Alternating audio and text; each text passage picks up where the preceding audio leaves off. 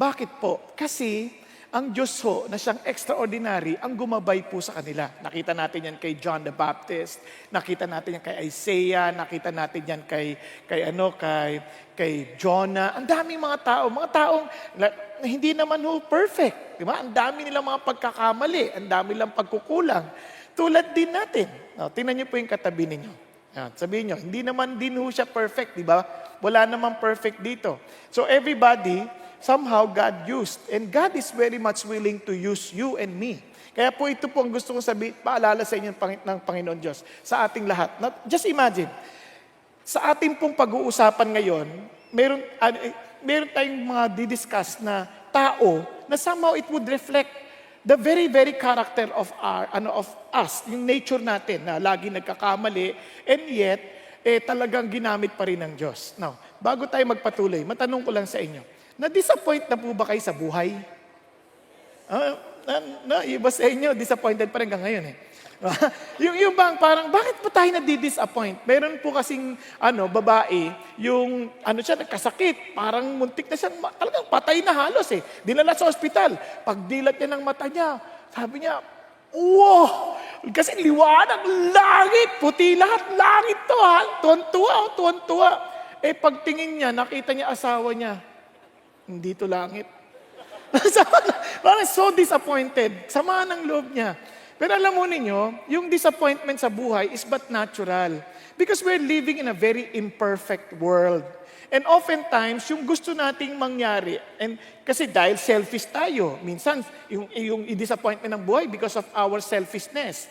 May tendency tayo to think na we are the center of the universe. Na lahat ng tao must serve us. Nga, nadidisappoint tayo dahil hindi lahat ng tao parang seemingly inaangat ka sa buhay. For example, sa mag-asawa, di ba? Yung parang ina-expect mo, itong asawa mo, igagalang ka, mamahalin ka, parang pag may sinabi ka at your beck and call, susunod, ganyan. Hindi, sumasagot. Ina-expect mo, hindi sumasagot. Magsabi, kuha mo ang kape. Bakit kape? Di ka magtimpla. Sumasagot ito Nakaka-disappoint. Mga ganyan, di ba? Kasi ina-expect mo, hindi sasagot eh. Ganon din sa mga anak because they are also imperfect people. And obviously, pag sinabi mo sa anak mo, pag sinabi mo ganito, dapat agad-agad. Yung parang walang pag-uulit. Parang hindi ka magdadalawang salita. Parang ganyan. O anak, gawin mo to. Tapos mamaya, sandali lang. Yung sandali na yon, ang tagal nun. Hindi man niya pwedeng sabing, tagal lang. Naman, pangit naman pakinggan, di ba? Sandali lang, pero sandali, yung parang sa isip mo, parang, okay, magbibigyan kita, pero 1, 2, 3, dapat tapos na. Yun hindi, yung sandali lang na parang bukas pa. Di ba? Parang asar ka din. Bakit? Kasi nga, we are expecting to be served. Yung iba naman, hindi na di-disappoint kasi parang wala naman silang punto sa buhay. Do you know what I mean? Maraming tao, kaya yung disappointment is not necessarily evil. Okay?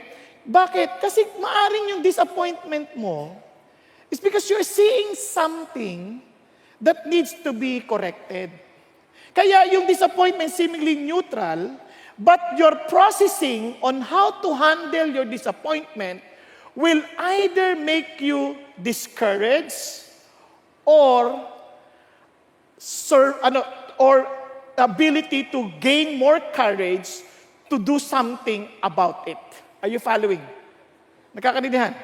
So ang idea natin when we talk about this disappointment is to make sure that we turn it extraordinarily.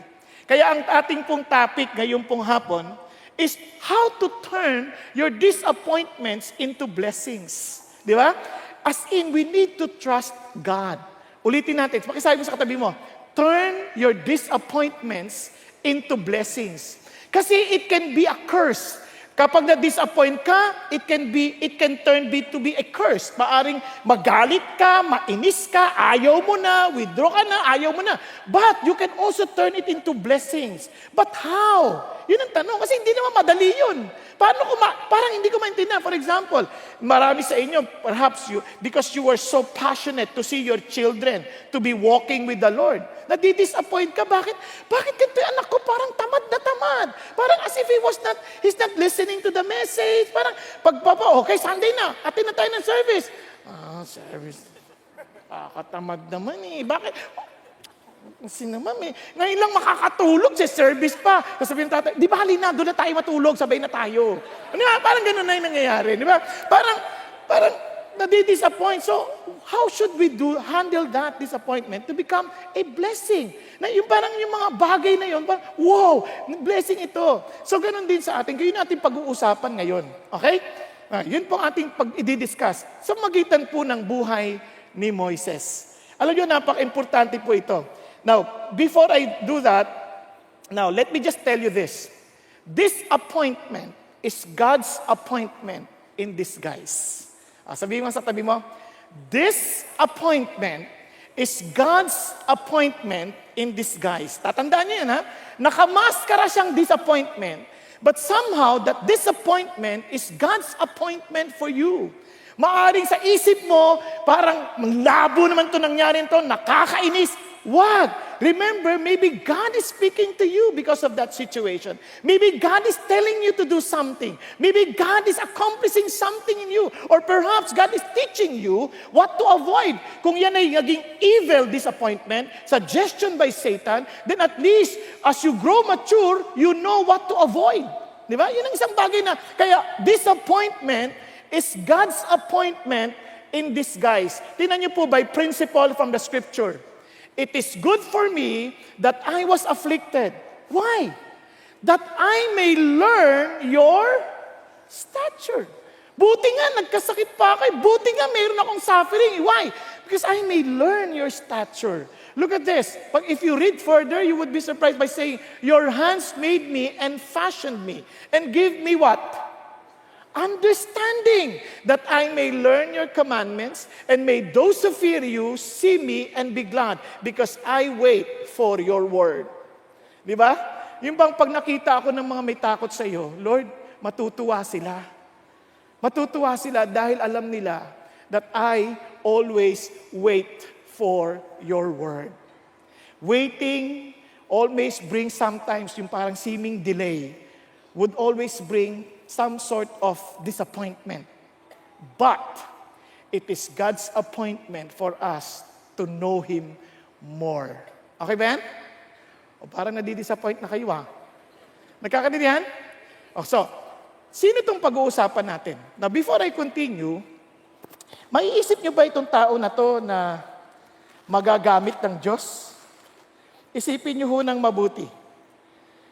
Itong tao na to ay abandonado. Inabandon na ho ito. Kumbaga, pati parang hindi lang siya abandonado, mainitin pa ang ulo. Ito pa, hindi lang siya mainitin ang ulo. Nakapatay. Ay, patay. Oh, patay!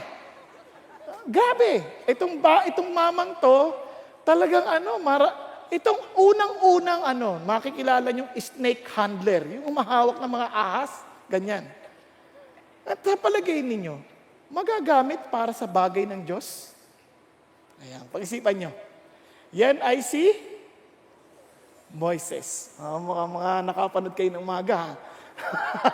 Now, si Moises. Now, so ang ating pag-uusapan ngayon ay si Moses. Sabi ni D.L. Moody, kanina sabi ni D.L., Moses spent his first 40 years thinking he was somebody. Kasi nabuhay si Moses ng 120 years.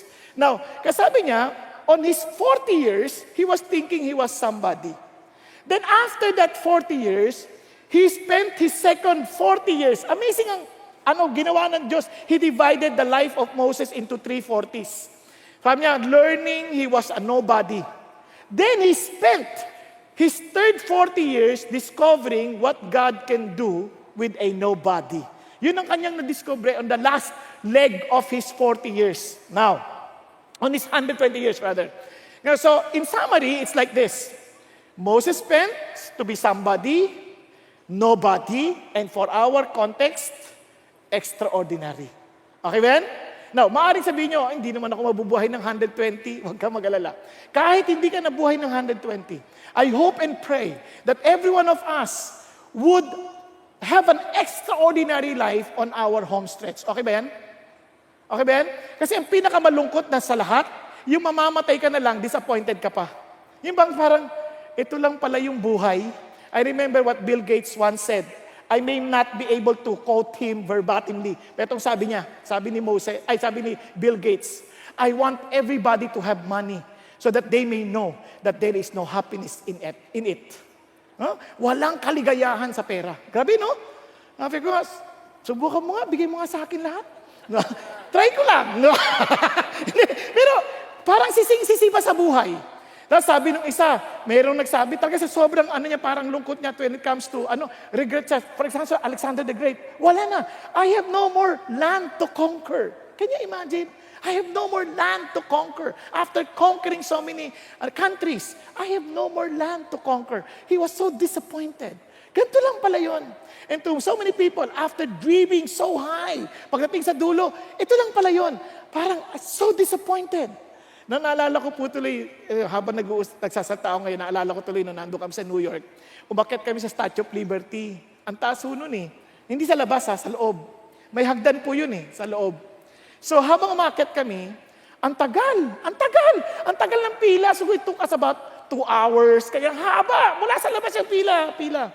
Pagdating doon sa tuktok, sabi ba naman, okay guys, you can take a picture, you can stay there for a minute or 2 to take pictures.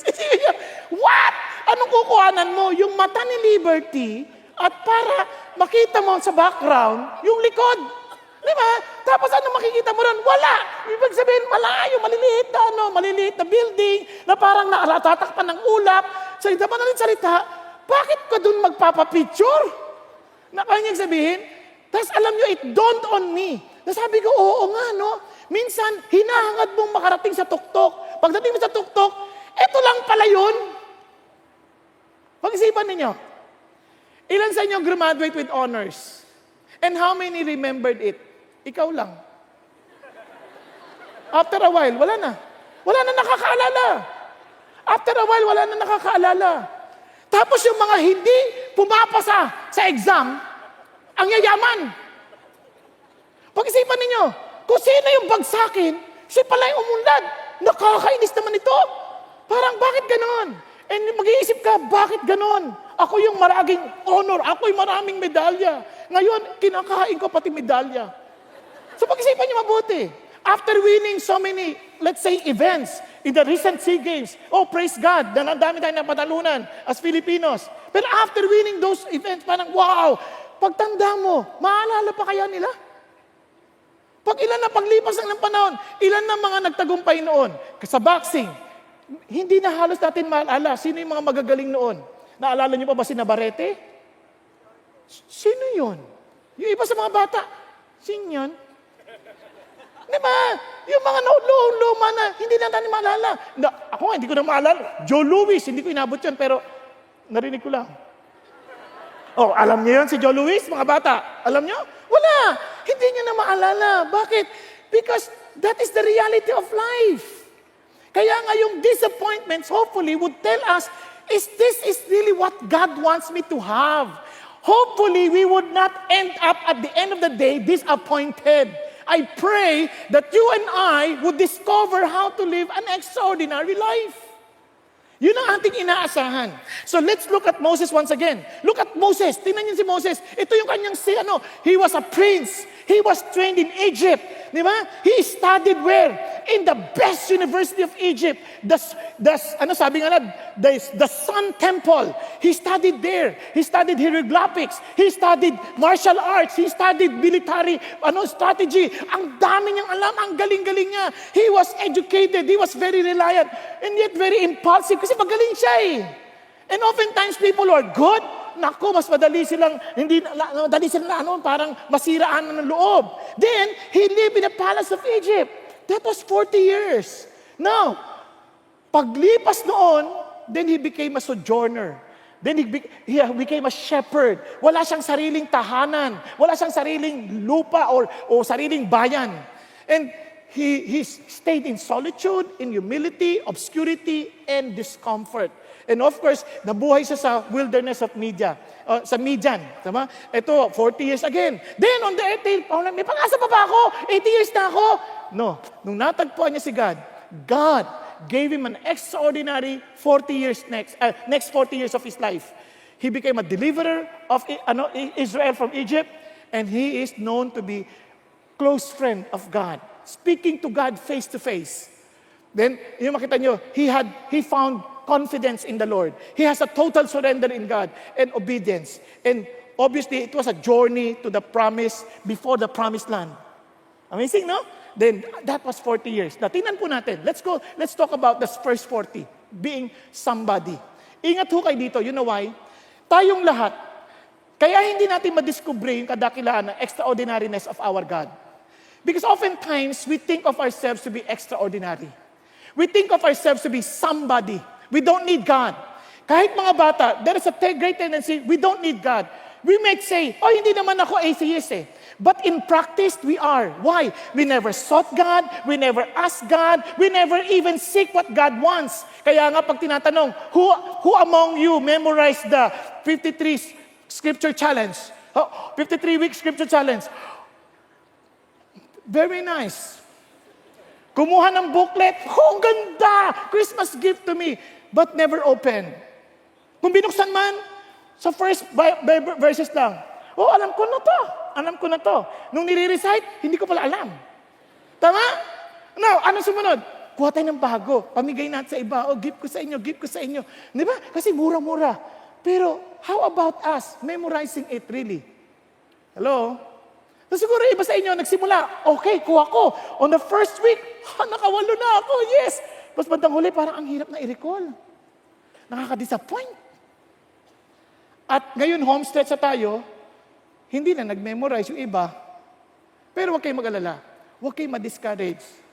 Paraan lang yan para bangon ulit. Okay ba yan? Okay ba? Tingnan mo yung katabi mo. Nakapikit na, di ba? Bangon ulit, bangon ulit. Ganyan lang. Bangon ulit. Huwag kang magsawa. Huwag kang magsawa. Laban mo. Don't be disappointed. Di ba? So, let's continue. So, let's now talk about this. Then, Pharaoh commanded all his people saying, sabi ni Pharaoh, when Joseph, then the whole Israelites went to Egypt, they respected Joseph, naalala yung history, they respected Joseph until a new Pharaoh came who did not know about Joseph, nothing, parang hindi niya totally ignorant about what Joseph accomplished in Egypt. Ito na ngayon. He declared, kasi dumadami na yung mga tao, dumadami ng mga Israelites. Natatakot siya na baka itong mga Israelites would rebel or a nation would try to conquer them and they would join the conquering nation at masira yung Egypt. Kaya sabi niya, teka muna, delikado yan. Kaya sabi niya, ang kanyang edict ganito, every son who is born, you are to cast into the Nile. And every daughter, you are to keep alive. Sabi niya, pag lalaki, patayin ninyo. Pag babae, saka nyo buhayin. Kasi natatakot silang dumami. So, ibig sabihin, kapag yung mga lalaki dumami, sabihin, dadami yung mga soldiers. Tama? Ito ngayon ang problema. Hindi naman pwedeng mapigilan yan. Sagang mag-aanak at mag-aanak, may mga lalaki. So, now a man from the house of Levi went and married a daughter of Levi. So, nag-asawa na sila. Then the woman conceived and bore a son. Patay. And when she saw that he was beautiful, she hid himself for 3 months. Sabi niya, pagkakita sa anak, oops, yung beautiful na yan, hindi lang basta beautiful because in appearance, beautiful si Moses. When he was saying he was beautiful, he was seeing the very hand of God in the life of this baby. Pagkakita pa lang sa baby, oops, meron tong plano. May plano ang Diyos dito. Paano natin nalaman? Tingnan niyo. In Hebrews 11, by faith, Moses, when he was born, was hidden for how many months? 3 months. By his parents. Why? Because they saw he was a beautiful child and they were not afraid of the king's edict. Sa madalit salita, this woman, he believed, the parents, they believed that God has a purpose for this. Kaya by faith, Moses, they took care of him for 3 months. Nakuha ninyo? Sabi, di ba, dapat patayin? Hindi namin pwedeng patayin to. Especially itong batang to. Now, tuloy tayo. And sabi niya, but when she could hide him up no longer, she got him and a wicker basket and covered it over with tar and pitch. And then she put the child into it and set it among the reeds by the bank of the Nile. So nilagay niya sa basket, pinalutang. As his sister stood at a distance, yung kapatid na si Miriam, So, Miriam, malalaman niya ba dahil? Si Miriam, inabangan, sinundan. Ano kaya mangyayari? Then, to find out what would happen to him. Now, listen to this. Very disappointing moment. Bakit? Yung anak mo na napakaganda, pagdating sa... No? Parang, siyempre, wow, ang cute na baby, di ba? Siyempre, pag natutulog yung baby, kahit natutulog, ang cute tingnan. Siyempre, yung natutulog na katabi mo, hindi ganyan. Pero, itong baby, ang cute. Parang, yung nanay, it would be very heartbreaking. Parang, Lord, bahala na kayo sa anak na to. I know this is special, but I cannot take this. And now, I need to trust you on this. Now, listen to this. Then, ito na. Then his sister said to Pharaoh's daughter, kasi nakita ng Pharaoh, sa timing naman, biglang, yung, sa lahat ng pagkakataon, habang dumaagos to, may yung Pharaoh's daughter pumunta sa Nile, maliligo. Siguro nakikwento, sa kaysa nila. Tapos biglang may ano yan? Nakita nila yung basket. Pagbukas, ang cute! Di ba parang, isipin mo yung reaction, ang cute! Grabe!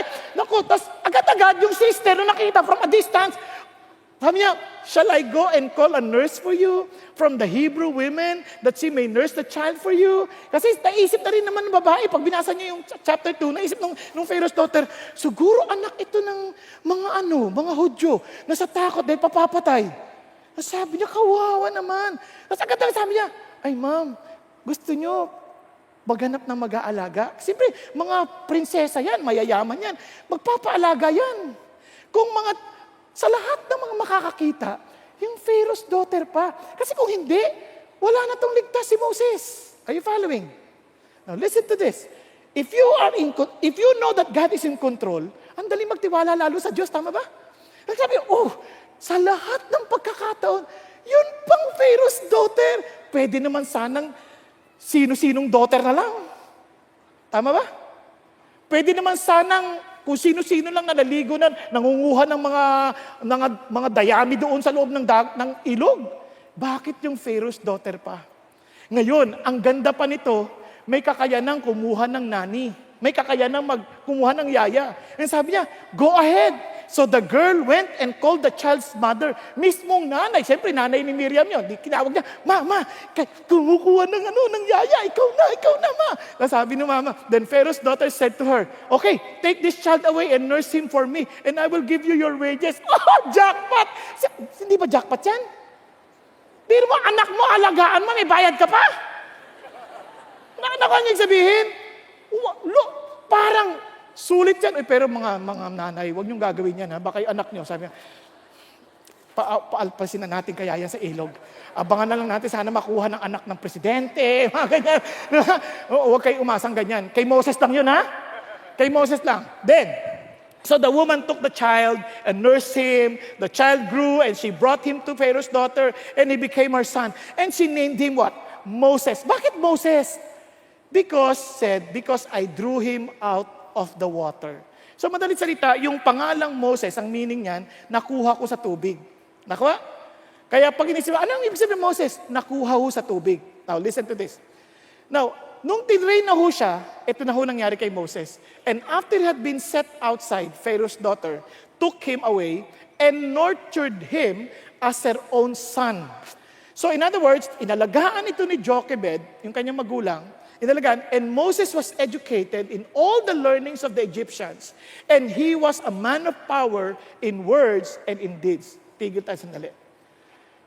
Tinrain niya yun si Moses. Tinrain how to speak. Tinrain how to become a prince.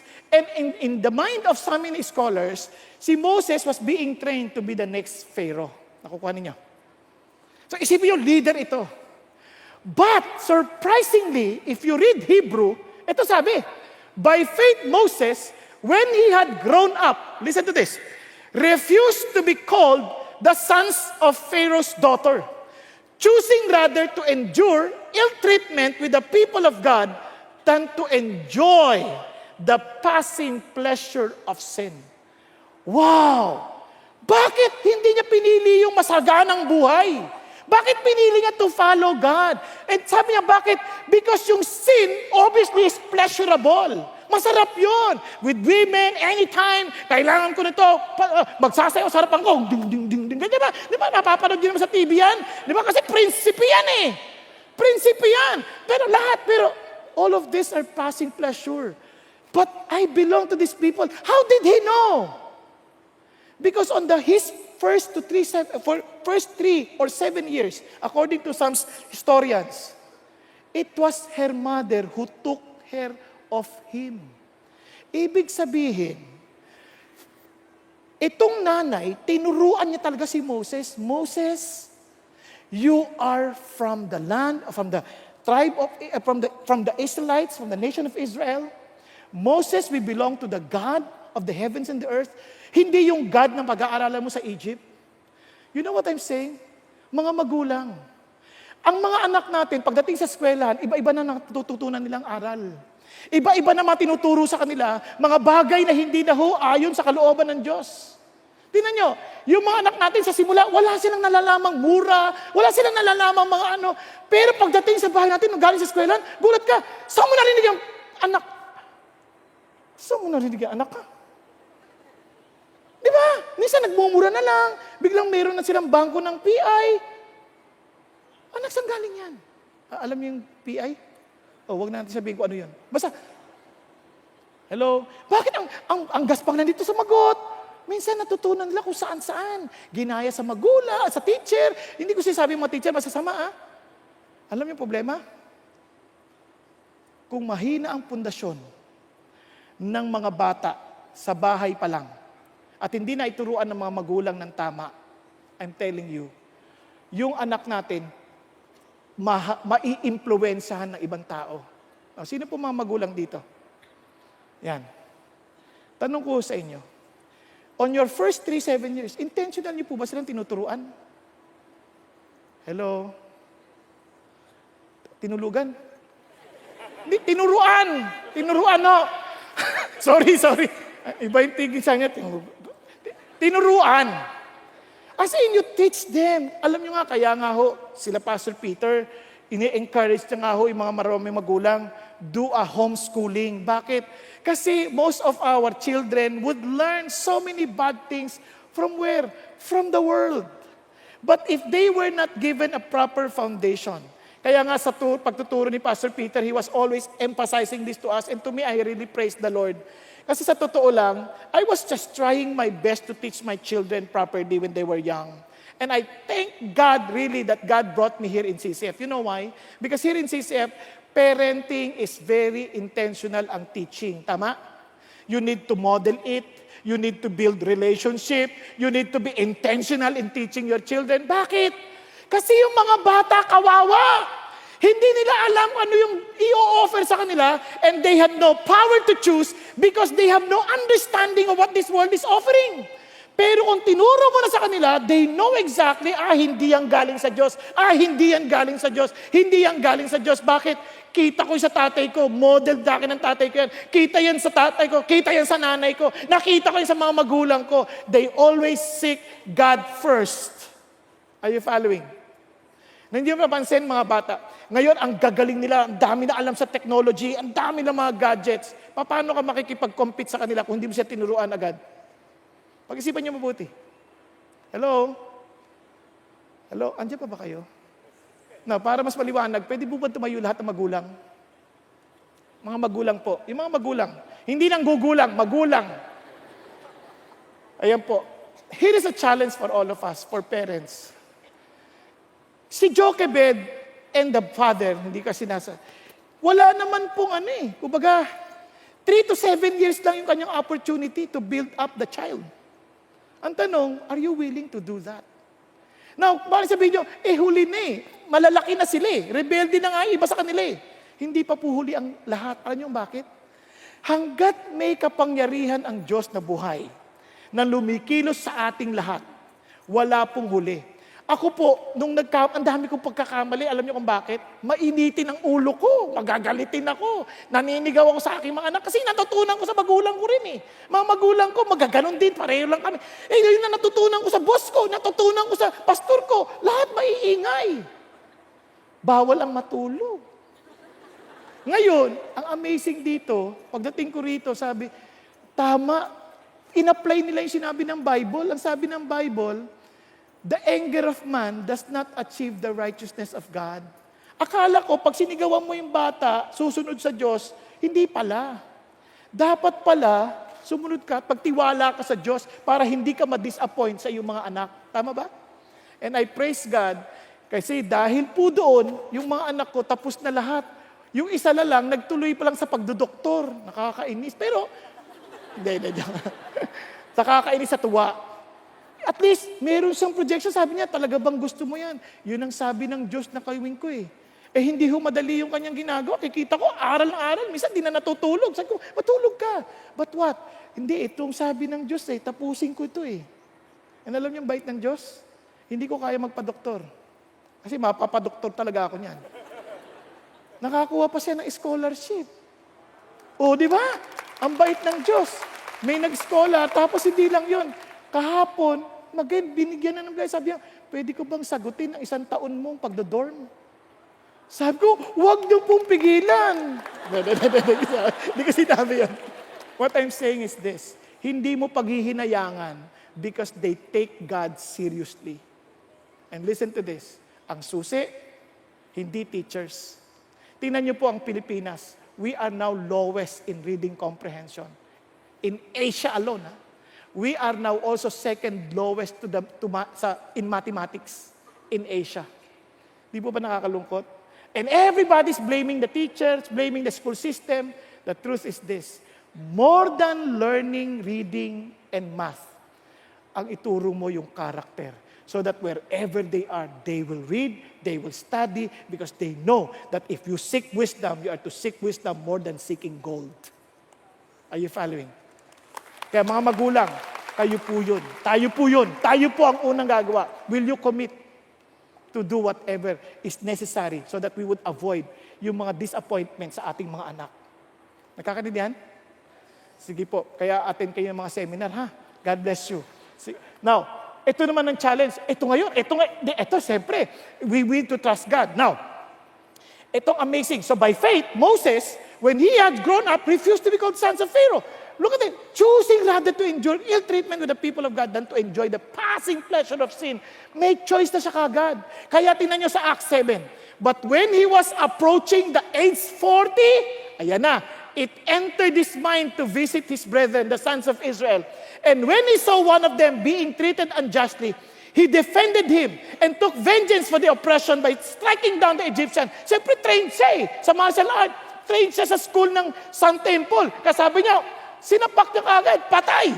Now, and he supposed that his brethren understood that God was granting them deliverance through him. But they did not understand. Tingnan sandali. In the mind of Moses, he was doing the very will of God. Are you following? Ang isip niya, itong will ng Diyos sa akin, I will deliver these people. Kasi I am learned. I have studied the learnings of Egypt. I know how to lead. I think, since God has a special purpose for me, I have to deliver these people. Yan sabi niya. But when he tried to do it, pinatay niya yung Egyptian, thinking that's the way for these people to understand. Ako ang mangunguna para ma-deliver kayo sa Israel. And he was so impulsive, he killed it. Eh, ano nangyari? Hindi siya naintindihan. Ano nangyari? On the following day, he appeared to them as they were fighting together. In his mind, nobody saw it. Tinago niya yung kasalanan niya. Hinukay niya sa sand niya, and he tried to reconcile them in peace, saying, men, you are brethren, why do you endure one another? Ba't kayo nag-aaway? Magkakapatid kayo. Sabi niya, considering the reproach. Look at this, ha? Sabi niya, ba't kayo nag-aaway? Nagalit sa kanya. But one who was enduring his neighbor pushed him away, saying, who made you a ruler and a judge over us? You do not mean to kill me as you killed the Egyptian yesterday, do you? Oh, alam nila. Now listen, akala ng tao, kapag may ginawa kang kalokohan, walang makakalaam. Pero sa isip niya, hindi, nililigtas ko lang naman sila eh. Pero tinago ko na. Para sa kaibubuti ng bayan ng Israel. Tama? Ang problema, hindi pa siya ready. He was doing, quote-unquote, the will of God with his own strength. He was doing it with his own will. He was doing it with his own flesh. Naintindihan po natin? Tayo rin minsan, may tendency tayo to do, yung parang, ito, will ng Diyos to. Pero hindi tayo nag-iintay sa Diyos, hindi tayo nagpe-pray sa Diyos, we never ask God, we do not even seek God's will. Basta alam ko, I think this is good, I will do it, and we're doing it with the flesh rather than of doing it in the Spirit of God. Ano nangyari? Tinanggihan siya. Tuloy tayo. At this remark, Moses fled and became an alien in the land of Midian where he became the father of 2 sons. Bakit? Ano ba nangyari? Ito problema. Here is Moses. He was thinking that he would be the deliverer of Israel. Tama? Tama ba? He identified himself to be part of the nation of Israel. Nagkakaintindihan? Bigla kang tinanggihan. Sino ka? Para ka pa yung pangunahan kami, ha? Sino ka? Ngingailam ka. Gusto mo rin ba akong patay? Katulad pinagpatay mo sa Egyptian? Ting! Alam nila. At ito problema ko. Hindi ako tinatanggap ng bayan ng Israel. Pwede ko na excuse sa Pharaoh. Sabihin ko sa Pharaoh, Pharaoh, I'm still the prince. At any time, I can kill a commoner. Tama ba? But he did not. Bakit? But I still belong to God's purpose and plan. I belong to Israel. So in other words, my loyalty is in the land of Israel.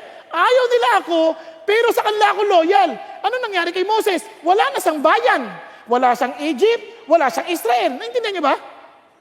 Andiyan pa kayo? No, tingnan niyo po nangyari. Bakit ko nasabi yan? Tingnan niyo. When Pharaoh heard of this matter, he tried to kill Moses. Bakit? Because Pharaoh somehow realized that his loyalty is no longer with Egypt. Nakuha ninyo? Di ba pinapapatay nga yung mga lalaki dahil natatakot sila that they will be disloyal to Egypt and they would be an enemy of Egypt? Nakuha ninyo? Kaya papatayin niya ngayon si Moses. But Moses fled from the presence of Pharaoh and settled in the land of Midian and he sat down by a well. Now imagine yourself, ito si Pharaoh. Patayin si Moses! Takbo si Moses. Kung saan na, kain at saan na makarating. Pagdating, wala na sila. Wala sila. Napaupo ngayon sa well.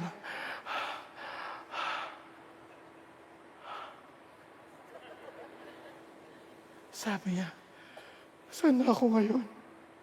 Saan ako napadpad? Here is where, when he refused to be known, tingnan niyo pong ginawa niya, by faith, he left Egypt, not fearing the wrath of the king, for he endured as seeing him who is unseen. He was seeing something, but since he was doing things based on his own strength and his own effort, in his own will, instead of God's will, napahamak siya, parang ganito, para laling maintindihan. Okay, nag-pray ka. It is God's will for you to get married. Sino mga single dito? Okay. God's will for you to get married. Yes! It's God's will. Hindi ako single. Double. Sabi niya, okay. Lord, tabi ka muna. Total, makakasal ako. Ako na maghahanap ng gusto ko. Okay ba yan? Halimbawa, hanap tayo. Sinong dalaga? Babae. Pangalan mo, Iha? Ha? Elise. Oh, alam ko pangalan mo, kaya lang, tinanong ko lang. Elise. Ano ba si Elise? Ni Elise. Lord, talaga? Mag-aasawa ako? Yes! Ang gusto ko, Lord, yung mata parang alkansya. Masingkit. Yan. Gusto ko. Sabi ni Lord, anak, hindi yan ang plano ko para sa'yo. Ang gusto ko sa'yo parang tarsir. Ha? Tarsir, yung malalaking mata. Ganyan. Ayan. Parang malaki kita. Sabi niya, Lord, gusto ko alkansya. Di ba? Ang sabi niya, di ba na Lord, basta gusto mo ako mag-asawa, huwag ka muna makialam, okay? Ako na maghahanap. So she found, na mukha alkansya. Di ba? Kung magsalita, annyeonghaseyo. So, oh yes, jackpot, sabi niya. Ano nangyari? Tapos saka pagdating nung ikakasal na, Lord, i-bless mo naman yung aming union. Magre-request ang pastor, Pastor, gusto ko ikaw magkasal. But they never ask during the process whether God is really involved in the relationship. Tapos ang sasagot pa, ito pinakamasama. Because they did not allow God to be involved in the relationship before the marriage. Sabi niya, meron po ako ipagtatapat. Sa kasal, ang kanta ganito, here comes the bride, 3 months inside. Sabi niya, bakit? Sa isip niya, di ba everybody naman is doing it na? Hello? Then they will ask the Lord, may you bless our union. Yun ang pinakamalungkot na realidad na nangyari ngayon. And that is exactly what's going on with Moses. He knew that he would be a deliverer of Israel, but he was doing everything in his own effort, in his own way, and he tried to set God aside. Are you following? He never asked God. He never planned with God. He was just doing everything by himself. Marami sa atin, we tried. Oh, gusto ko mag-Bible study. Yes, I will make disciple. Praise God. Hallelujah. That's good. Pero, he did, ikaw, sama ka sa discipleship ka. Sama ka. I will bring food. Papakainin kita ng marami. Pumunta ka. Magluluto ako. Ikaw, isa pa. Pumunta ka rin, ha? Maghanda ka, luto. Biglang dumating. Walang dumating. Nag-text, something came up. At ang pinakamaganda, lahat sila, something came up. So, sinong kakain ito lahat? Nakuha ninyo? Everything was well planned by our own strength. It's good. There's nothing wrong preparing food for others. Pero never ask God. Never even ask the Lord, sino po ba yung mga tao na alalapitan ko, Panginoon, para madala ko at matulungan ko sa paglago mo. Hindi kailangan, meron na rin akong D-group. Kasi siya, may D-group na siya. Katabi ko, meron na siya. O, tinan mo, saya-saya niya. Ako rin, kailangan din ako. Teka, hindi to inggitan, hindi to kompetensya. You want a D-group? You pray to God. God, I want to be used by you. Lord, please guide me. Teach me what to do. Are you following? Andiyan po ba kayo? Oftentimes, our learnings becomes an hindrance to know the will of God. And that is exactly what happened to him. Kaya tinan nyo, kaya from somebody, he spent his next 40 years, nobody. Bakit? Tingnan nyo po. And then she gave birth to a son and named him Gershom. Bakit Gershom? For he said, I have been a sojourner in a foreign land. Wala akong sariling lupa. Para akong no permanent address. Kawawa. Parang eto na lang ako. Anong trabaho niya? He became a shepherd. A shepherd. Kaninong tupa? Sa tupa ng kanyang father-in-law na isang Midianite priest. What? Kung ikaw yun, kunyari, matagal ka hindi nakita ni Moses. Oy, Moses! Kumusta ka na? Long time no see! Dito ka na pala naninirahan sa Midian. Di ba ikaw yung prinsipe sa Egypt? Classmate mo ako! Ganun ba? Ang trabaho mo? Tapos biglang, sabi sa mga tupa, okay, may nag-aalaga nagpapastol ng maraming, so, quiet. Pero hindi tumahimik, sabi niya yun, tupa. Uy, ang dami mong tupa! Kanino yan? Kung iba mayabang, akin. Tama? Kasi siyempre, mga magka-classmate akin. Pero si Moses, he could not deny. Sa father-in-law ko. Wala kang sariling negosyo. Sayang naman, ang galing-galing mo nung nasa panahon tayo sa Egypt. Nung nasa magkaklase tayo. So mga cum laude ka pa nga. Ngayon, kanina yan? Sa father-in-law ko. Ano ka ba? Kulit mo Gusto mo, ilibing kita?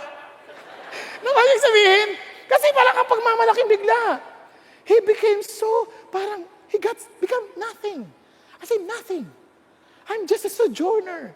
Pinupangalanan mo yung anak mo ng walang tirahan. Basta, palaboy. Yung ano pangalan ng anak mo? Palaboy. Dahil yan ang buhay ko ngayon, palaboy. Naintindihan niyo po? Why did God bring him to that situation? He now being enrolled into a university, the Wilderness University of Midian. Bakit?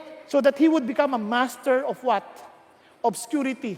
Yung maglilingkod ka sa Diyos even when you are not even recognized. Yung hindi ka naghahanap na ma-recognize ka, kundi, lilingkuran ko ang Diyos. I will do my D group. Turuan niyo po ako. Di bali na po, walang credit. Okay lang po, basta I'll just do whatever is, please i-train niyo po ako. Di ba? Hindi yung, I will do it. No. Magpunta ka, under ka rin, may D group ka ba? Punta ka sa D group, teach me. So let's pray with me so that I can, then i-guide ka, i-teach ka din. Thank you. Hindi yung ikaw pa magtuturo sa D group leader. Hindi ganon.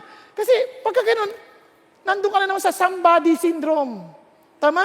Now you begin to understand, I'm nobody. Wala pala akong alam. So please, ang dami ko na in-invite. Wala nangyari. I tried to have my D group. Lumakita siya, wala sila lahat. What should I do? Kaya lalapit ka ngayon, please, train me. Can you train me? You look for someone who's walking with the Lord. Can you train me? Tapos train ka, pag nag-train ka, talagang makikinig ka lang. O sige, done ka lang sa mga tupa. Gusto mo matuto mag-shepherd ng mga tao? Then shepherd those sheep. Totoong tupa yan eh. Oo nga. Learn from there. Gusto mo maglingkod sa mga tao? Doon, matuto ka. Linis ka lang. Hindi ka pinapansin. Mag-usher ka dyan. Ngiti-ngiti. Good morning. Good afternoon po. Pasok po kayo. Tapos yung papasok, hindi ka pinapansin. Parang, kinuha yung chronicle. Walang pansin-pansin. Tapos, sir, good afternoon. Kinuha ulit. Tapos pag nakita, sir, wala pong reservation. Sino ka? Usher po. O ngayon, ano wala reservation? Nagtatights ako, akin lahat yan. Tapos hindi ka makaimik, ganun po ba? Sige po. Iuwi niyo po pagkatapos sa service. Nandiyan niya sabihin? Wow! But here Moses, no more rights. Totally nobody. Totally obscure. And yet serving his father-in-law. Because he loves his wife. He loves his father-in-law. For 40 years. Yung dating nagiging wala na siyang, hindi na siya nagsasalita, sanay siya sa language. Ngayon wala na. Hindi na siya nagsusulat. Puro tupa na lang kinakausap niya. Mga anak ng mga tupa. Puro tupa na lang. Now, ano nangyari? Now Moses, 40 years, was pasturing the flock of Jethro, his father-in-law, the priest of Midian. Yun ang kanyang trabaho. Then habang nagdaan sa ganyan, puro bundok, nahanap ng kakainan ng mga tupa. Then, he led the flock to the west side of the wilderness and came to Horeb, the mountain of God. Napunta siya doon. Then, sabi niya gano'n, after 40 years had passed, an angel appeared to him in the wilderness of Mount Sinai in the flame of a burning thorn bush. When Moses saw it, he marveled at the sight. And as he approached to look more closely, there came the voice of the Lord. Now listen, ilan taon na si Moses? Ilan? 80! May kinabukasan pa ba yan? 80! Di ba marami sa atin, isip natin, iho, kayo na yan. Matatanda na kami, iho. Kayo na lang gumawa niyan. Ha? Kami, hayaan mo na kami magpahinga lang sa tabi-tabi. Dito mag-aantay na lang kaming magkasakit at mamatay. Wag ho kayong papayag. Bakit? Listen to this. Hanggat buhay ka, may pinagagawa pa ang Diyos sa'yo. Hindi pa tapos si Lord sa'yo. Pag isip mo tapos sa si Lord, tatapusin ka niya. Nagkakaintindihan? As long as you are breathing, as long as you are alive, God has still a purpose for you and still wants to accomplish you something. But listen to this. Don't focus on your weakness. Focus on God's strength. Are you following? If you focus on your weakness, in your physical ailment, in your physical weaknesses, you will not accomplish anything. Kasi in-nurse mo na lang yung sakit. Ang sakit, hindi na ako makalakad, iho. Why don't you focus on God's strength? Lord, kahit makatungkod ako, paglilingkuran kita. Naintindihan ninyo? Now, the reason why I'm telling you this, hindi rin ako malakas na tao. Minsan magpipreach ako, nilalagdat ako, tatayo ako, because I believe that God, this is not about my favor. This is about your fire. Are you following?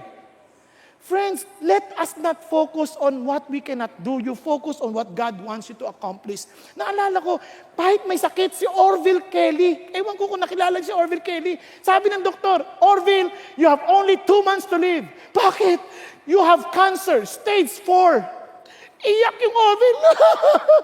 Lord, iyak ng iyak. Sabi ng asawa, Orville, you have only 2 choices. 1, you pray about this and play with it, or you succumb yourself to loneliness and weeping and tears, then wait for your death. Yeah, tama ka. Let's pray. Pray. Then after praying, anong ginawa niya? He invited his neighbors. He had this cancer party. Sabi ng mga neighbors, excited sila to come. Yes, sabi niya, anong meron dito? Cancer party. Cancer party? Really? Yes. Sabi niya, now, let me just announce you this. Yesterday, I was informed that I have cancer. And I have only 2 months to live. So, friends, I don't want my remaining year or months or days to be wasted. So, I'm starting a new foundation. The MTC Foundation. Make Today Count Foundation. And you are all my honorary members. Okay sa inyo? So many agreed. To make the long story short, after 2 years, busy doing the will of God, busy following what God wants him to accomplish, he forgot to die. Yung doktor na nagsabi sa kanyang patay siya ng 2 months, patay na.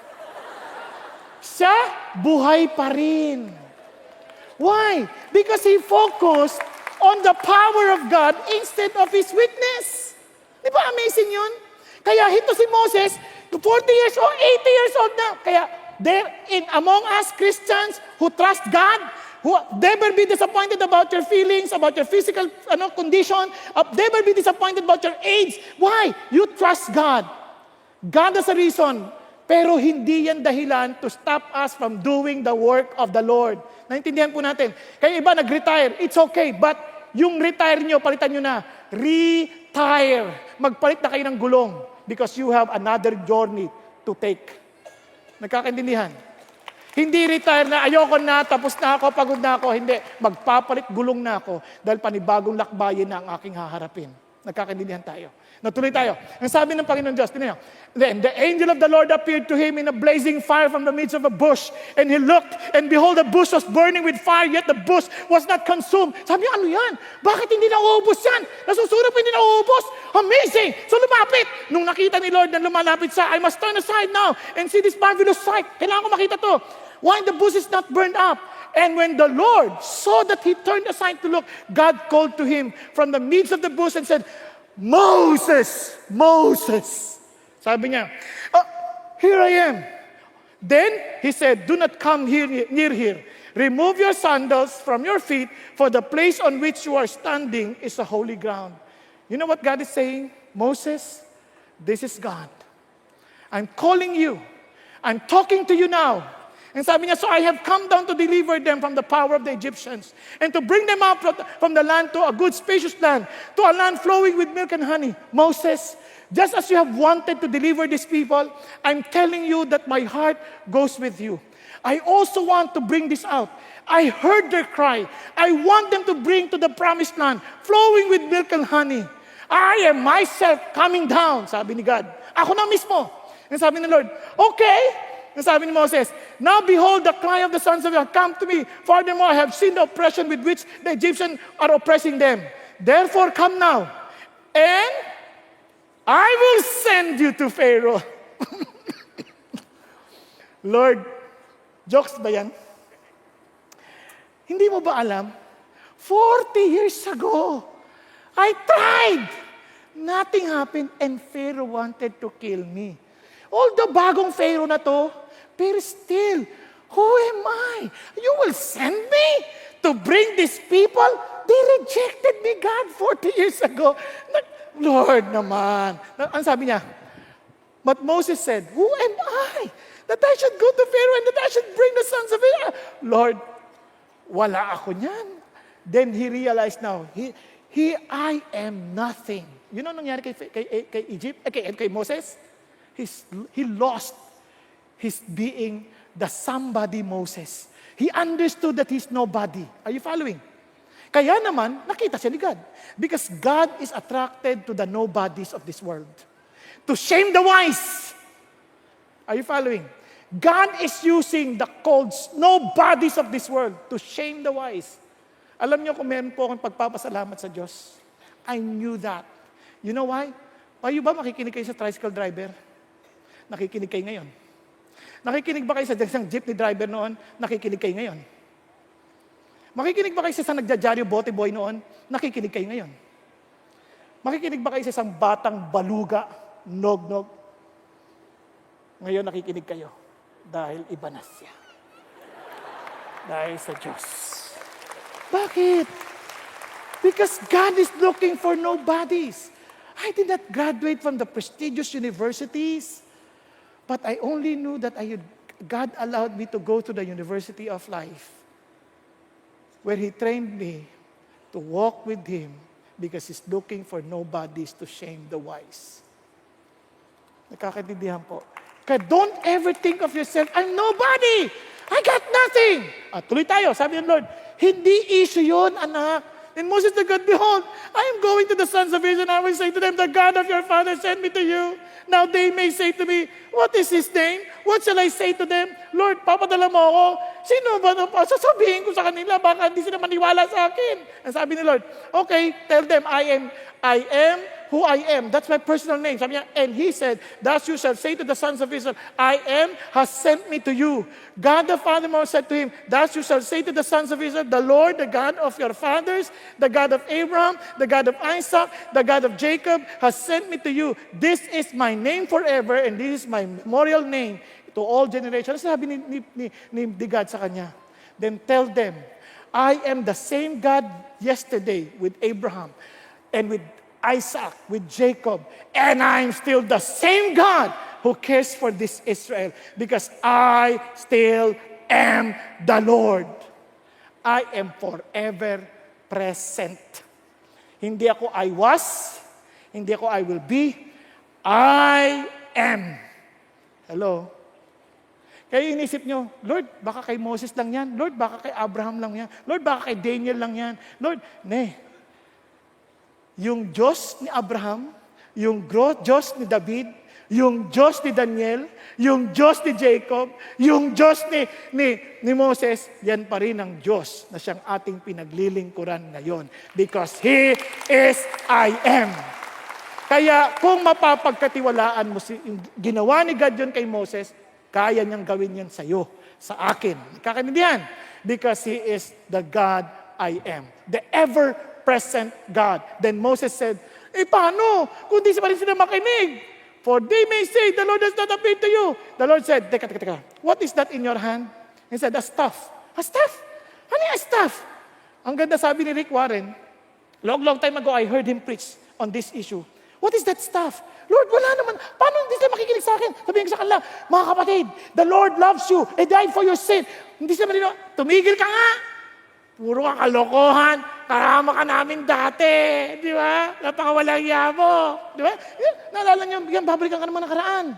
Naintindihan niyo po? Ang sabi ng Lord, no. Huwag kang tumingin dyan. Tingnan mo yung staff mo. Lord, ano gagawin sa akin? Ano ba yung staff? Di ba shepherd siya? That is His work. Di ba shepherd siya? That is His identity. I'm known to be a shepherd. And that is my influence. At yung mga tupa na yan ang tangi kong yaman. And sabi ni God, then I will make use of that. I will make use of your staff. I will make use whoever you are. Anong trabaho mo? Anong kakayanan mo? Anong impluensya mo? I will use that. Give that staff to me. And I will show you what can happen in that stuff. What I can do with your work. What I can do with your influence. What I can do with your identity. What I can do with your what? Affluence. Whatever you got, it may be small. But once you give it to me, I will make it extraordinary. Paano? I'll show you. Tapon mo yan. Tapon mo yung, tapon mo yung staff mo. Pagtapon niya, takot siya. Takbo agad. Kasi pagtapon niya, di ba? Sabi niya, you see, I can turn it to be a venomous snake. I can turn your stuff. I can turn your identity. I can turn your work. I can turn your affluence, whatever you got, I can turn it to make it something extraordinary to show the world that I am your God. Kakaintindihan tayo? Lord, estudyante lang ako, then that's your stuff. I will make use of that. Lord, mahirap lang kami, then I will use that. Lord, asawa lang ako, housewife lang ako, then I will use that. Just give it to me. Surrender to me, and I will show you how I can turn that to something extraordinary. Okay, Ben? I'm a small-time businessman, Lord. It's okay. Bigay mo sa akin. And I will make it extraordinary. Nagkakaintindihan po? Hello, andiyan pa kayo? Because that is exactly what God is saying. Then sabi niya, then Moses said to the Lord, please, I have never been eloquent. Di ako marunong. God, neither recently nor in the past. He was living in the past disappointments. And sabi niya, since you have spoken to your servant, for I am slow of speech and slow of tongue, Lord, di ako marunong magsalita. Please. And sabi niya, then the Lord said, who has made man's mouth? Come on. Who has made him mute or deaf or seeing or blind? Is it not I, the Lord? Now then go. And I will be with your mouth and teach you what you are to say. But he said, please, Lord. Tigil mo tayo sa di ba, minsan? Okay, go and make disciples. That's our mission. Lord, mahihain ako, Lord. Lord, hindi ko kaya yan, Lord. Buti pa si husband, kaya niya ako. Hindi. O kaya si Mrs. na lang, Lord, madaldal yun. Ako, quiet. Nakakaintindihan? Ang sabi ng Lord, walang pinagkaiba niyan. Ako pa rin ang nag-invento ng bibig. Ako pa rin nagbibigay ng insight. Hindi ako marunong sa Bible, hindi ko maintindihan. Then I give sight. I give wisdom. Whatever you need, I can give it to you. Ang totoo niyan, kung ayaw mo, talagang ayaw mo lang. Tama? Kasi pag ayaw ng isang tao, maraming dahilan. Pag gusto, maraming paraan. Tama? Tingnan niyo nangyari ito. Sabi ni Lord, but he said, please Lord, padala mo na lang iba. Pwede. Sabi niya, naggalit na si Lord. Siguro, hindi mo intindihan. Siyempre, kung sa atin yan, hindi mo intindihan kung paano nagalit. Parang, anong talagang problema mo?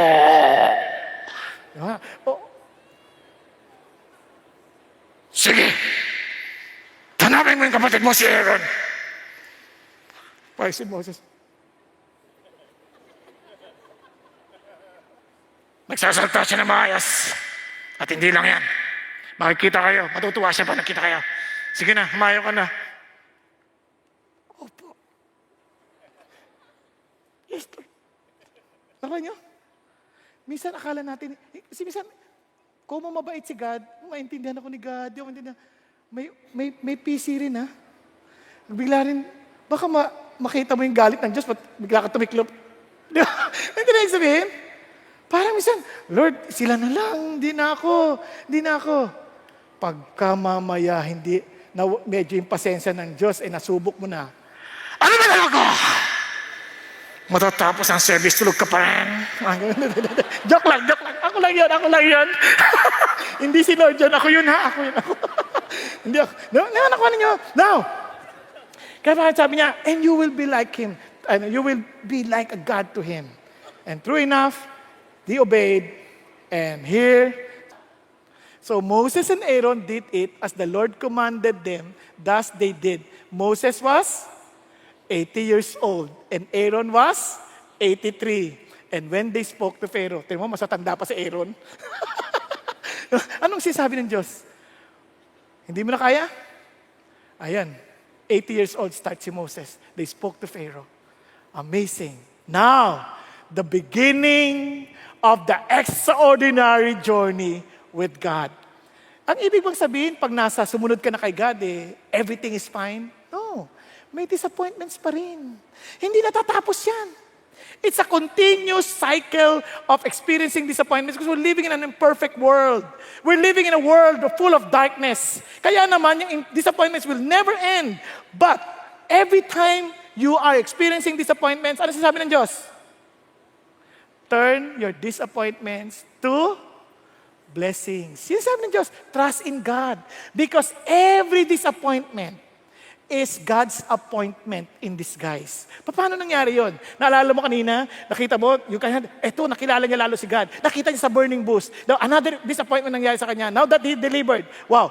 And afterwards, Moses and Aaron came to said to Pharaoh, thus says the Lord, the God of Israel, let my people go, that they may celebrate a feast to me in the wilderness. But Pharaoh said, who is the Lord that I should obey His voice to let Israel go? I do not know the Lord. And besides, I will not let Israel go. Now, pansin niyo po ba isa sinasabi ng Diyos? I'm telling you, the reason why people do not obey God, the reason why people do not obey me, sabi ni God, you know why? Because they do not know God. Kung kilala mo si God, paano ka hindi mag-obey? Dinahandahan na nga ni Lord si Moses eh. With all his skepticism, dinahandahan na. Di ba? Ako naggagawa ng bibig. Pero pag hindi mo pa rin nakikita, papakita ko naman may other side, the wrath of God. Moses. Nagkakaintindihan? Napansin niyo po ba? Ang pangalan niya una, Moses. It speaks about closeness. Moses, intimacy, endearing. Moses. Bigla nung huli, Moses! Isa na lang. Nakakuha niyo? Hindi ka na nakakatuwa. Gusto mo talaga mabalik sa tubig? Nakakita sabihin? Sa maraming tao, now that you're beginning to understand who God is, patatakot ka rin eh. And in fact, even Pharaoh had those moments. Ang problema, because he did not know the Lord, obviously, he did not obey. Tama? No, continue na. Then the 4 men of the sons of Israel came and cried out to Pharaoh saying, why do you deal this way with your servants? Bakit? Kasi ginawa nung Pharaoh, sige, pareho pa rin yung quota nila, gagawa sila ng bricks, pero wala ng raw materials. Bahala na silang kumuha ng sarili ng raw materials. Sabi, ang hirap nun. There is no straw given to your servants, yet they keep saying to us, make bricks, and behold, your servants are being beaten, but it is the fault of your own people. Kaya nagreklamo sila sa Pharaoh. Sabi ng Pharaoh, you are lazy, very lazy. Therefore you say, let us go and sacrifice to the Lord. Kung kayo na si Moses sa lugar ni Moses, ano gagawin nyo? Ang labo naman yan, God. And true enough, ginawa ni Moses, sabi niya, oh Lord, why have you brought harm to these people? Why did you ever send me? Ever since I came to Pharaoh to speak in your name, he has done harm to these people, and you have not delivered your people at all. Lord, labo mo. Hindi mo naman tinupad yung deal eh. Tawarin niyo? Sabi ni God, tanda niya, disappointments are God's appointments in disguise. Are you following? Sabi ni Lord. Then, ito appointment na Diyos. Then the Lord said to Moses, now, you shall see what I will do to Pharaoh.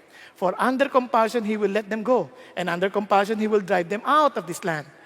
God spoke further to Moses and said to him, I am the Lord. And I appeared to Abraham, Isaac, and Jacob as God Almighty. But by my name, Lord, I did not make myself known to them. Ano sabi ni God? Alam mo, Moses, dapat mo maintindihan ganito.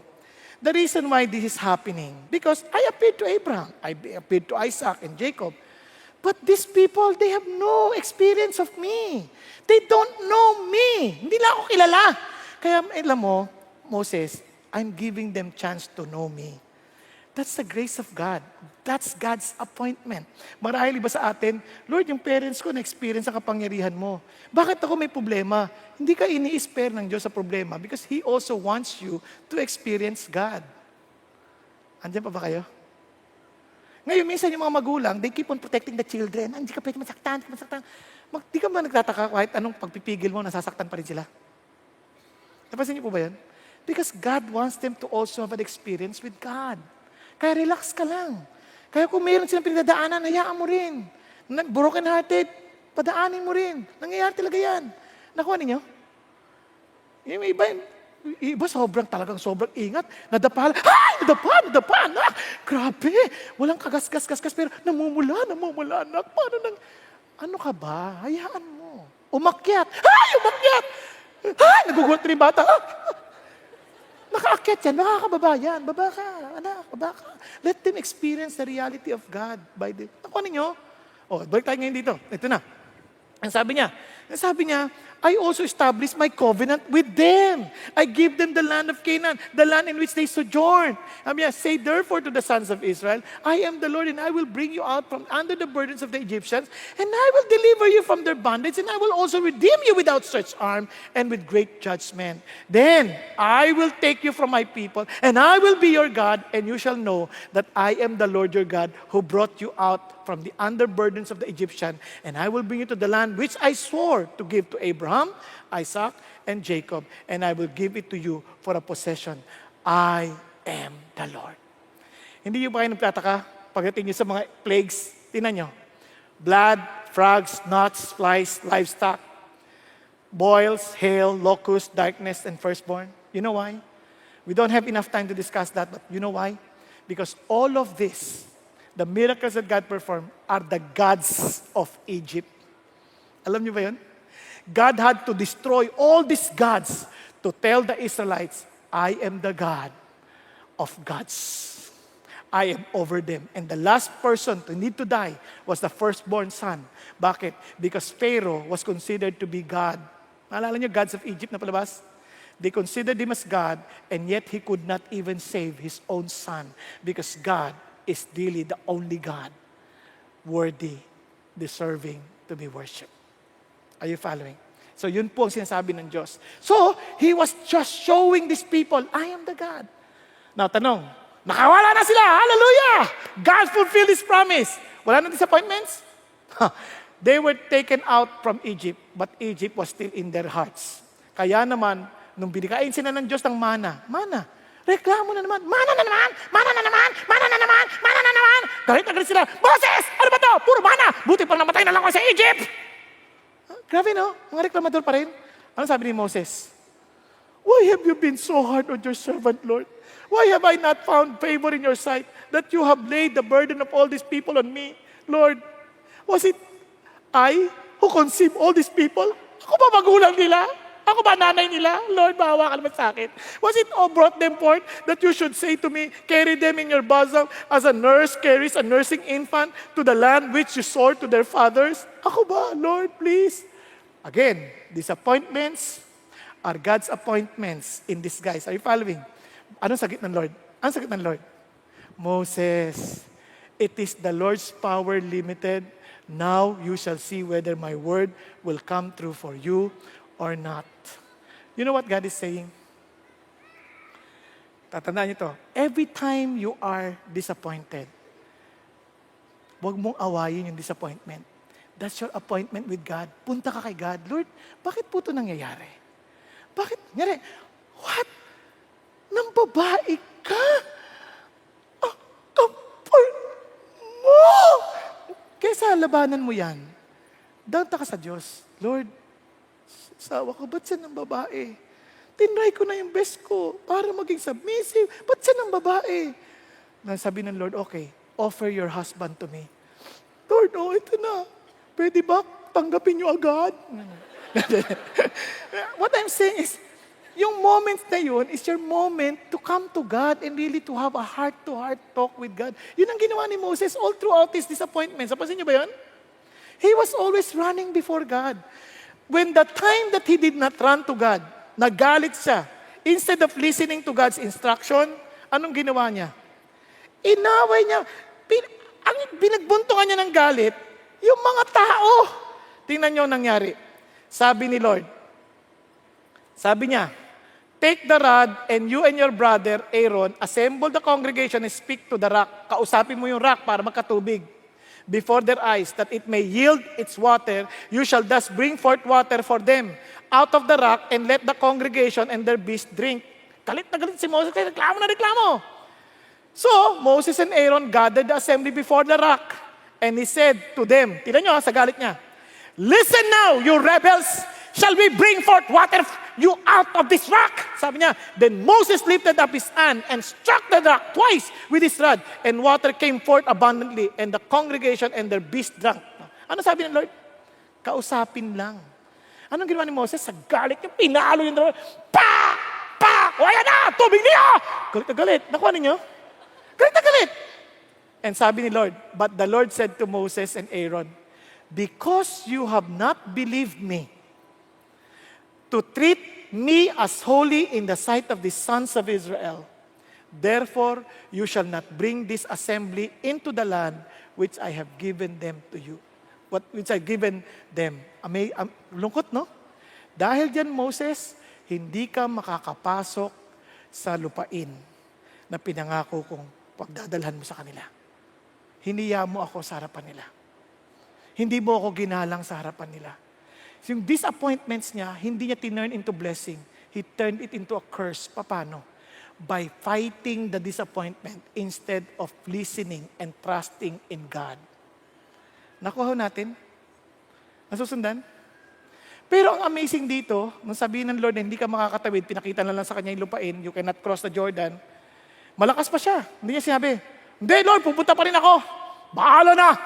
Paglaban natin, palabanan. Pwede naman yun eh. Kasi malakas pa naman siya eh. But he did not listen to the Lord. Why? Because he had an experience before. When they rebelled against God by worshiping the golden calf, si Moses ang amazing. Ito nangyari, sabi ng Diyos, dahil sa katigasan ng ulo nila, sabi ng Lord, depart, go up from here, you and the people whom you have brought up from the land of Egypt to the land of which I swore to Abraham, Isaac and Jacob, saying, to your descendants I will give it. I will send an angel before you, and I will drive out the Canaanites, the Amorites, the Hittites, and the Perizzites, and the Hivites, and the Jebusites. Sabi ganon, go up to a land flowing with milk and honey, for I will not go up in your midst, because you are an obstinate people, and I might destroy you on the way. Ano sinasabi ni God? Okay, dadaling ko na kayo sa promised land. Lulupiling ko na lahat ng kalaban ninyo. Pero, hindi ako sasama sa inyo. Ang titigas ng ulo ninyo. Baka mapatay ko pa kayo habang nagbabiyahe. Isipin niyo nangyari, no? Nakuha na niyo? Ngayon sabi ni Moses, teka muna, hindi to tama. What is the blessing without God? Without God, without God's presence, those blessings are useless. All those achievements are useless. Bakit? Ang Diyos ang totoong blessing. Kaya sabi ni Lord, dede, kakausapin ko si God. Then he talked to God. Sabi niya, thus Lord used to speak to Moses face to face, just as a man speaks to his friend. He talked to God. Sabi niya, God, sabi niya, I pray you. Look at Moses, how he has matured. Lord, if you have found favor in your sight, Lord, please, let me know your ways, that I may know you. Lord, gusto kitang makilala, so that I may find favor in your sight. Consider too that this nation is your people. Lord, what's the point of bringing us to the land?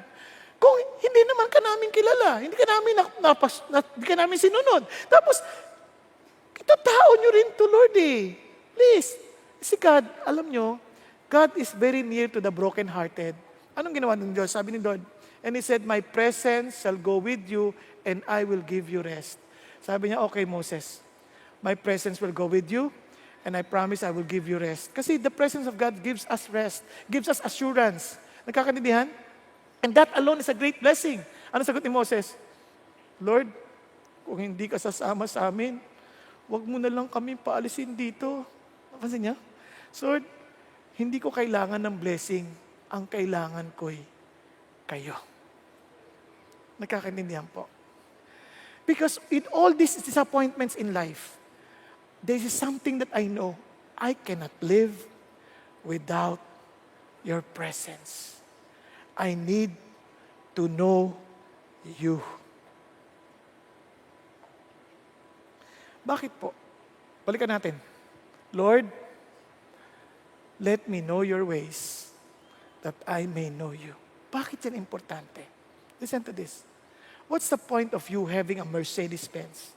What's the point of you having a nice house? But you will not be with God in eternity because you don't know Him.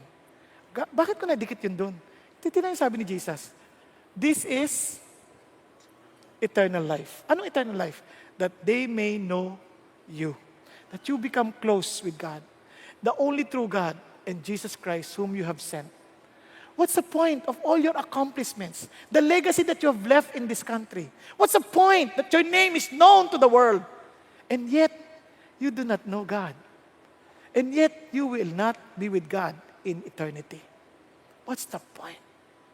Yun ang sasabi niya. Kaya sabi ni Lord, Lord, kung hindi na naman kayo po kasama sa amin, huwag niyo na po kami paalisin dito. Huwag niyo na kaming papuntahin doon kahit na flowing with milk and honey yun. Walang saysay nun. Panlupa lang yun. But what's the point? Kaya malaking disappointment yun, Lord. Kaya nga, may I challenge you. Ang tanong dito, yung word na know is close with God, close with Jesus Christ. Are you intimate and close with God? Huwag niyong biruin ang sarili natin. Minsan binibiro natin sarili natin, kilala ko si God. No, you may know about God, but the question is, do you know God? You see, you may know something about President Duterte. Ang tanong, kaibigan mo ba siya? That's the question. Are you close with His heart? Are you doing what He wants? Do you know His plans? And the same thing God is asking all of us. Are we really close that you know my will? And to most of us, we don't even care what God wants. We don't even seek what the Lord wants to accomplish in your lifetime. We just keep on surviving. We just keep on trying to finish whatever we think right. But never asking, is this God's way? Is this God's timing? Is this God's will for me? Nagkakaintindihan po. Kaya sabi ng Lord, only those who do the will of my Father will enter the kingdom of heaven. Bakit? They are such close that their hearts is one with the heart of God. Tayo pong lahat ay yumuko at pumikit sandali. Kapatid, gusto ng Diyos that you would be blessed even in this world. He wants you to understand that though there are so many disappointments in life, He wants you to turn that into blessings by trusting Him. But the point is this, what does it profit a man if he gains the whole world? What does it profit a man that, wow, you have a nice body, you are exercising properly? You know, what's the point of being famous in this world? And yet, you lose your soul because you do not know God. You do not know Jesus, whom He has sent. You are not even close to His heart. What's the point of all your accomplishments in life? Yes, those are good. But what God is saying, you are much better. God is much better because He is giving you not only a temporary pleasure, a passing pleasure of sin, but is offering you eternal life, a life of abundance in eternity. That's what He's offering you. Now, friends, you know whether you are with God because there is rest in the heart of those people who are with the Lord. Are you really rested? Or you're very tired? Talagang hinaharap mo yung disappointments. Pagod ka na. Disappointments after disappointments. One after another. Parang walang katapusan. I'm so tired. And God is saying, those who are tired and heavily laden, why don't you come to me? And I will give you rest. My child, I've been waiting for you. You see, you've been tired because you keep on dealing with your disappointments with your own ways. You're dealing with your disappointments with your own wisdom. But I'm telling you that I am here for you. Trust me. So you can turn that disappointments into blessings. Ang tanong lang, are you humble enough to admit that you need Jesus? Are you humble enough to admit that you are tired and you want that rest and you want to know God? And Jesus Christ said, if you know me, you know my Father. So friends, if you want to know God, why don't you come to Jesus? He's inviting you to come to Him. Kung kinakausap ka ng Diyos and He's inviting you to come to Jesus, and you want to listen to His voice, and sabi mo, Lord, sama ako sa iyo. Lord, pagod na po ako, kailangan kita. Ikaw lang nakakalam ng totoo mong kalalagayan.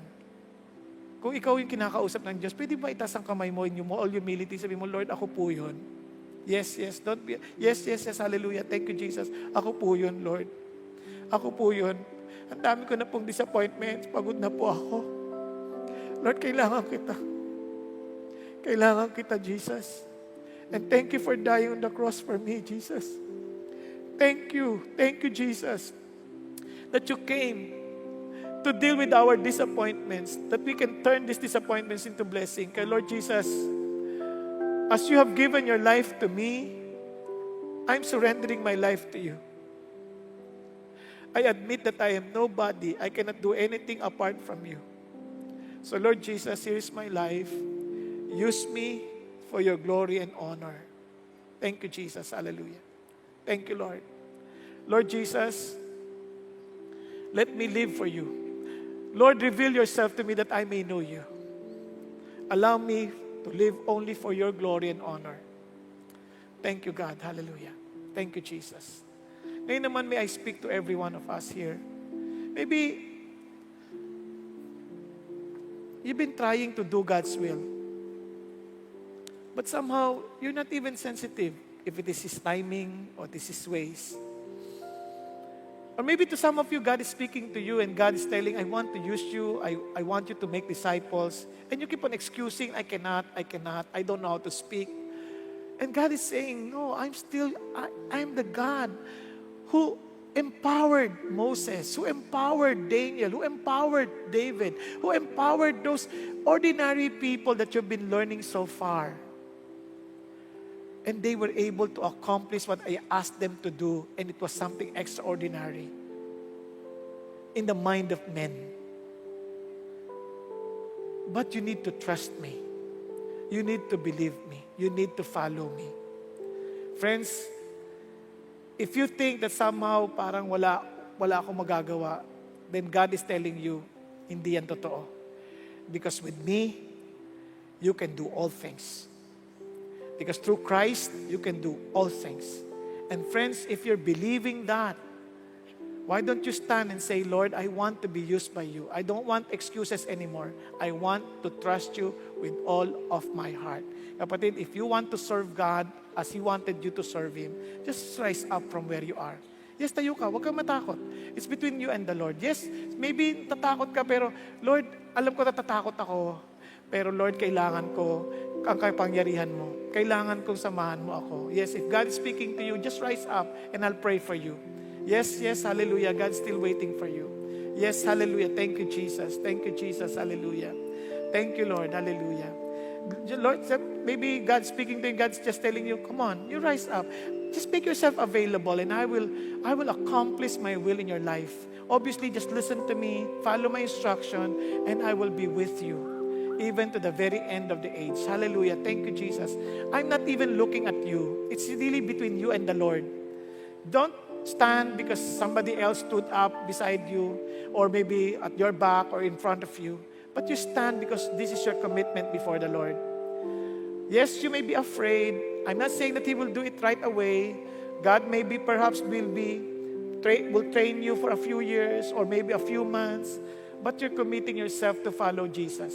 You're committing yourself to do what God wants you to do. By His grace and by His power, He will surely accomplish it through you. Thank you, Jesus. Father in heaven, I thank you, Lord, for those who are standing up right now.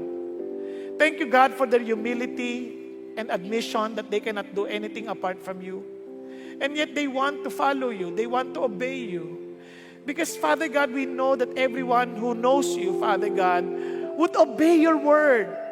And thank you, Jesus, Lord, that because they know that you're powerful, because they know that they can trust you, because they know, Father God, that you're calling everyone who understood your grace and your salvation is part of your